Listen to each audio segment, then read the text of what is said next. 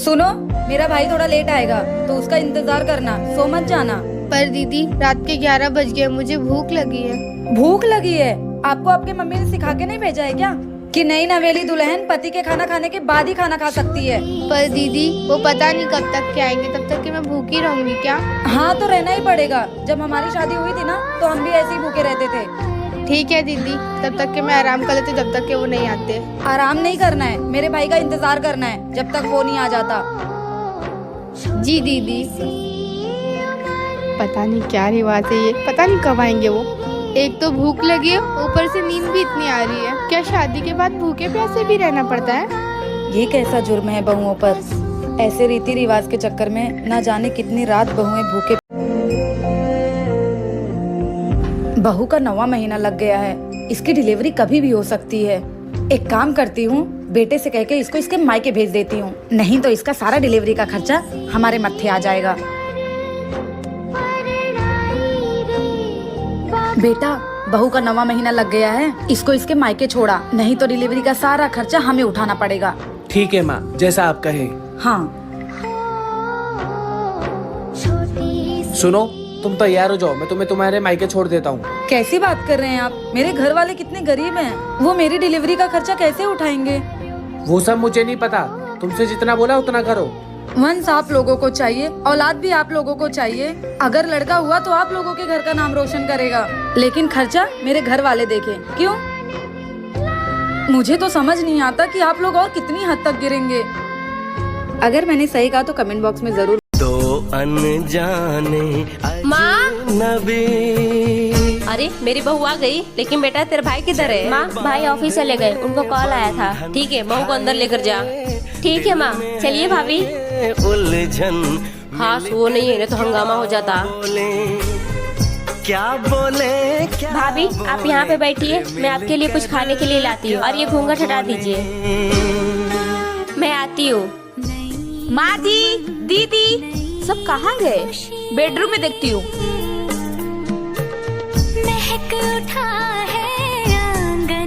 तुम कौन हो? मेरे घर में क्या कर रही हो? जी मैं इस घर की बहू हूँ। क्या तुम इस घर की बहू हो? तो मैं कौन हूँ? मुझे क्या पता। तुम्हारे पति का नाम क्या है? लकी जी। लेकिन मैं उनकी बीवी हूँ। क्या? जब मैं पहले से लकी जी की वाइफ है तो मेरी शादी क्यों करवाई? मेरा सपना था कि मेरे बेटे को दो बीवियां रहे। नहीं, मैं अब आपके बेटे को छोड़ के जा रही हूँ। भाभी, आपको मम्मी किचन में बुला रही है, आज आपका पहला रसोई है।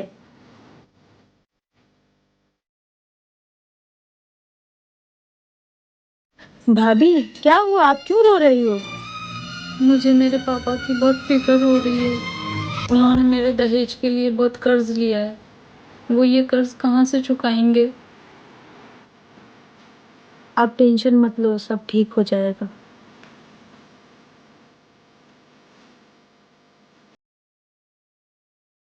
भैया, आपने जो भाभी के घर से दहेज लिया है वो लेना जरूरी था क्या?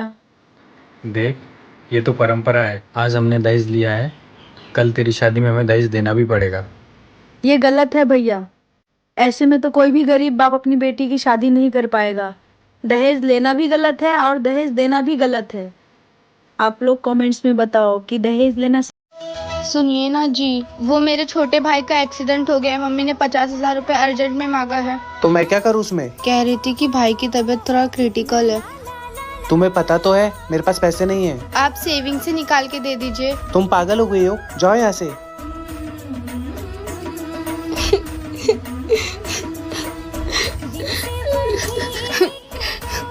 क्या हुआ देवरानी जी? इतना रो मत, अपना मन छोटा मत करो। दीदी मेरे छोटे भाई को कुछ हो गया तो? भगवान पे भरोसा रखो देवरानी जी, तुम्हारे भाई को कुछ नहीं होगा। मैं जानती हूँ तुम्हें पैसों की बहुत जरूरत है, इसलिए ये रखो। नहीं नहीं दीदी, मैं ये नहीं ले सकती हूँ। मुझे अपनी बड़ी बहन समझती हो ना, तो इस हिसाब से तो वो भी मेरा भाई हुआ। तो इसे अभी रख लो, अभी तुम्हें बहुत ज्यादा जरूरत है इसकी। ठीक है दीदी, शुक्रिया। और देवरानी जी, पैसे तो हर बार कमाया जा सकता है, पर इंसान एक बार चला गया तो वो कभी वापस नहीं आता। तुम फिक्र। ये तो माँ का फोन है। हाँ माँ। बेटा, ये जो तेरी भाभी आई है मुझसे दिन भर काम कराती रहती है और खुद अपना बैठ के मोबाइल चलाती रहती, कहीं टीवी देखती रहती है, कहीं सहेलियों से बात करती रहती है। अच्छा माँ, और भैया कुछ नहीं कहता है? नहीं बेटा, वो भी उसी के रंग में रंग गया है। अच्छा माँ जी। अच्छा ठीक है बेटा, मैं रखती हूँ, मैं जा रही हूँ खाना बनाने। ठीक है मम्मी। अब मैं क्या करूँ, मेरी मम्मी के साथ तो वही हो रहा जो मैं अपनी सास के साथ कर रही हूँ।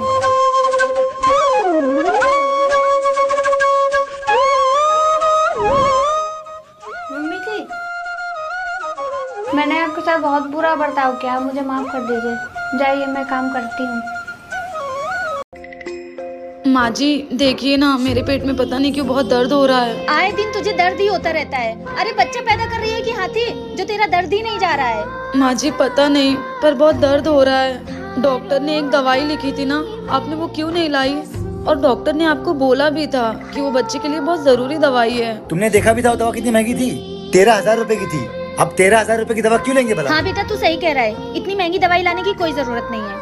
हमारे जमाने में तो हमने कोई दवाई नहीं खाई, ऐसे नॉर्मल डिलीवरी हो जाती थी। जा जाके थोड़ा आराम कर ले, तेरा पेट वूट सब ठीक हो जाएगा। आप लोगों को पैसा ज्यादा जरूरी है ना, अगर इस बच्चे को कुछ हो गया ना तो उसके जिम्मेदार आप लोग होंगे।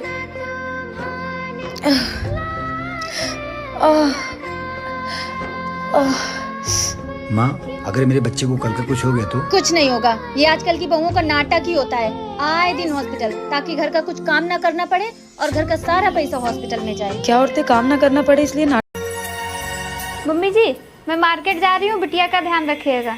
ठीक है बहू, अगर तुम मार्केट जा रही है तो मेरे लिए एक स्वेटर ले आना। ऐसा है मम्मी, जितने स्वेटर है उससे मैं काम चलाइए, मेरे पास फिजूल के पैसे नहीं है।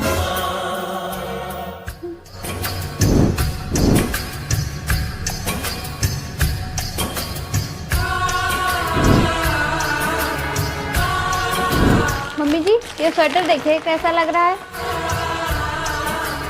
मुझे क्या करना है, जैसा लाई हो वैसा है। अरे देखिए तो मम्मी, पूरे 2,000 का है। मुझे क्या करना है, कितने हजार का हो, मुझे थोड़ी ना पहनना है। अरे मम्मी जी, ये आप ही के लिए स्वेटर लाए हैं, आप ही पहनेंगी, बताइए ना कैसा है। ये मुझे नहीं लेना है तेरा, तुम मुझसे सुबह कह के गई थी मेरे पास पैसे नहीं है। अरे मम्मी जी, अब मान भी जाइए, मैं आप ही के लिए तो स्वेटर लेने गई थी, वो तो मैं मजाक कर रही थी। आज के बाद तू अपने माँ बाप के पास कभी नहीं जाएगी। लेकिन क्यों? लेकिन क्यों? तूने देखा नहीं तेरे माँ बाप ने वहाँ पे मेरी कितनी बेइज्जती करी। तुमको एक बार मना कर दी वहाँ पे नहीं जाना तो मतलब नहीं जाना। तुमने अभी तक खाना नहीं बनाया? हाँ, नहीं बनाया और ना ही बनाऊंगी। क्यों नहीं बनाएगी? क्योंकि सुबह मैं आपकी मम्मी को नाश्ता देने में लेट हो गई तो उन्होंने मेरे सबके सामने बेइज्जती कर दी। इतनी छोटी सी बात में पतंगड़ बनाने की क्या जरूरत है? अगर एक दामाद को उसके ससुराल में कुछ कह दिया जाए तो वो वहाँ से घर छोड़ के आ जाता है, वहाँ से सारे रिश्ते नाते तोड़ के आ जाता है। लेकिन जब एक बहू को उसके ससुराल में भला बुरा कहा जाए, तभी भी वो उसी घर में रहकर रसोई में सबके लिए खाना बना रही होती है।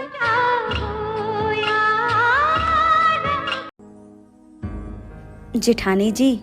हाँ देवरानी जी। जेठानी जी, वो मैं आपसे ये पूछने आई थी कि इनके फोन में बार बार किसी का कॉल आ रहा है, किसी का मैसेज आ रहा है, तो क्या आप मुझे पढ़कर बता देंगे इसमें क्या लिखा है? आपके देवर जी नहाने गए हैं। पर क्यों देवरानी जी, तुम्हें मैसेज पढ़ना नहीं आता है? नहीं जेठानी जी, मुझे अंग्रेजी पढ़ना नहीं आता है। कोई बात नहीं, मैं तुम्हें पढ़कर सुना देती हूँ। ठीक है जेठानी जी। अरे देवर जी तो देवरानी जी को धोखा दे रहे हैं, अगर ये बात देवरानी जी को पता चली तो उन्हें बहुत बुरा लगेगा। क्या हुआ जेठानी जी, बताइए ना क्या लिखा है इसमें। कुछ नहीं देवरानी जी, वो देवर जी के ऑफिस से कुछ इम्पोर्टेंट मैसेज था, बस और कुछ नहीं। अच्छा जेठानी जी, मुझे थोड़ा सा काम है, मैं जाती हूँ।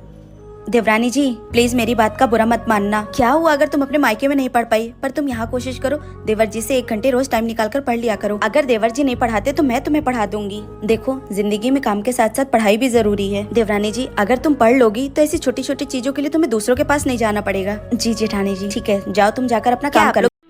भाभी सुनो ना, मुझे वो अपना डायमंड वाला नेकलेस दे दो ना, मुझे पार्टी में जाना है। छोटी, वो डायमंड वाला नेकलेस मेरी बहन का था तो मैंने उन्हें वापस दे दिया। जानबूझ के दे आई होंगी ताकि मुझे ना देना पड़े, झूठी कहीं की। मैं भला झूठ क्यों बोलूंगी? बहू। जी माँ जी। कुछ नाश्ता पानी बना दे, घर पे मेहमान आ रहे हैं। माँ जी मैं काम करके बहुत थक गई हूँ, आप सिमरन को बोल दो ना, सुबह से उसने एक भी काम नहीं किया है। अरे वो बर्थडे पार्टी में जा रही है, तू जाके बना दे। माँ जी मैं सच में थक गई हूँ, एक काम करो आप चाय नाश्ता बना दो, मैं खाना बना दूंगी। बदतमीज कहीं की, मुझसे जुबान लड़ा रही है। जब नई नई आई थी तब तो बहुत संस्कारी बनती थी। वाह माँ जी, जब तक मैं आप लोगों की बातें सुनती सहती थी तब तक मैं संस्कारी थी। आज मैंने अपने लिए 2 शब्द बोल लिए तो मैं बदतमीज और बुरी बन गई। जब तक बहू अपने ससुराल वालों की बातें मानती रहे तब तक वो अच्छी है, वरना वो बुरी है। क्यों? माँ जी, हाँ बहू, आपकी चाय का टाइम हो गया, चाय बना दूँ? तू चाय छोड़, पहले मुझे ये बता, तू शादी के पहले भी अपनी माँ के पीछे ऐसे ही भागती थी? क्या हुआ माँ जी? बहू, अभी तू बोल रही है कि चाय बना दूं, फिर तू बोलेगी कि पराठे बना दूं, फिर तू बोलेगी कि रात को आलू मटर बना दूं। एक बात बता, क्या मैंने इसीलिए तुझे अपनी बहू बनाया है? नहीं नहीं माँ जी। देख बेटा, मैंने मेरी सारी जिंदगी यही सब काम कर करके गुजार दी है। मुझे कोई अवार्ड नहीं मिला है और ना ही तुझे मिलेगा। तू अभी पढ़ी लिखी है, जवान है, इसलिए कोई बाहर का काम सीख ले। माँ जी, मेरा ब्यूटी पार्लर खोलने का बहुत मन है और मैंने उसका कोर्स भी सीख रखा है, लेकिन अगर मैं काम पे जाने लगी तो मेरे घर का काम कौन करेगा? मेरे बच्चे को कौन संभालेगा? मुझे दादी बनाने की जिद तो मैंने तुझसे की थी ना। अब तू अपनी चिंता खत्म कर, मेरे पोते को मैं खुद संभाल लूंगी। बस तू अपने काम पे जा और अपने सपने पूरे कर। थैंक यू माँ जी।